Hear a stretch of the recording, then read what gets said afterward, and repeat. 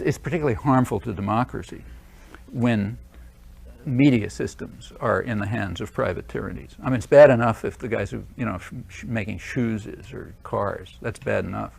But when it's control over the doctrinal system and information, that's much worse. That's why I think the stuff that's going on in telecommunications now should really have a lot more attention than it does. I mean, here's this huge system, built at public expense. I mean, you guys paid for it, and as usual, being handed over to private power now that it's profitable.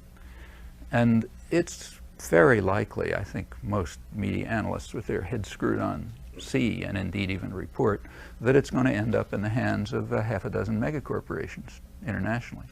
Well, that's worse than the oligopolies that run steel and computers, because here we're talking about a new mode of information and communication and so on, as always built at public expense.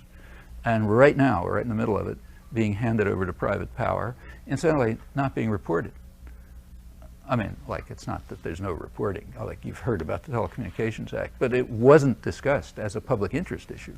It was discussed as a business issue. And in fact, most of the reporting was in the business pages. This is the big legislative achievement of last Congress, Telecommunications Act of 1996. Reported in the business pages, and not as a public interest issue. Like, it's not supposed to be a question of public interest whether major systems of information and interchange are handed over as gifts to Rupert Murdoch. That's not supposed to be an issue of public interest.